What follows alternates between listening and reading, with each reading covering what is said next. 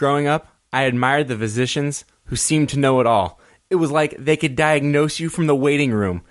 They seemed to walk on water, handing out medications that would save your life, and without an ounce of doubt or a single question from their patients.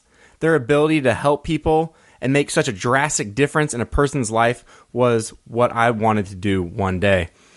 And as I made my way through medical school, I found myself trying to memorize everything I possibly could, so that way I could become the doctor I had always admired. I read everything I could get my hands on. I spent long hours in the library and having spent many sleepless nights, but I knew that one day it would all be worth it in the end. And when graduation came, I felt confident about my education, and I was ready for the next challenge, my next educational adventure. To me, moving forward meant I was one step closer to becoming Dr. Bilt, knower of all and healer of many. During my intern year, I discovered that the more I learned, the more I needed to learn.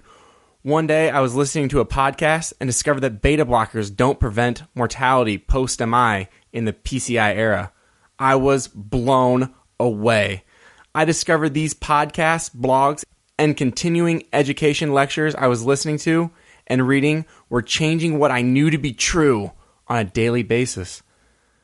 This got me thinking about the tests that we were ordering, procedures we were doing, medications we were prescribing, and the inevitable question arose, why are we doing this? And it was then that Questioning Medicine was born. A fellow resident of mine, Joe Weatherly, shared a similar passion for asking why. And when we first agreed to do a podcast together, we were clueless. We just knew that we had a message that we wanted to share. And we were both avid listeners, podcast BS Medicine. So we decided to email the creator and producer, Dr. James McCormick. And he responded. We couldn't believe it. The man we had listened to so many times was talking to us about how to start our own podcast.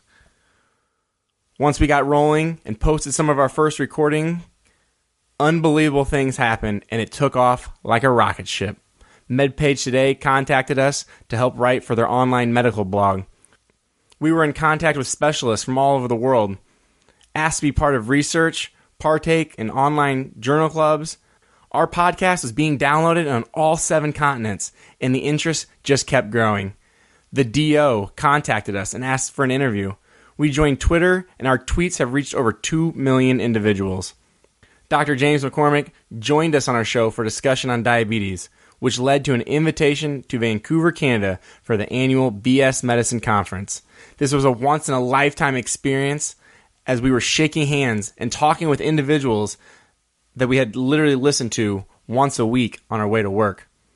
And then one morning, while driving to work, listening to the podcast ERcast, I heard Rob Orman say, "You think you have what it takes to podcast? We're looking for someone to help with a new project called Primary Care Rap." I emailed them immediately, even though I thought we stood no chance. And to my surprise, I left work that day to find an email and missed phone call from Rob Orman. After a few conversations, we were officially part of the Hippo Education team, helping produce a national monthly CME piece for physicians, which we continue to do today. Questioning Medicine started as a simple podcast and a website, but it has helped us spread our message via different platforms over the last 2 years. It is self-produced and paid for by its creators, based on our belief that we have a message that needs to be heard. Our goal is to provide easy and reliable access to up-to-date and evidence-based information that providers can use to treat and educate their patients. We believe patients in the middle of South Dakota to the inner city of New York all deserve evidence-based, well-rounded care. I'm Andrew Bilt, and that's the story of why I question medicine.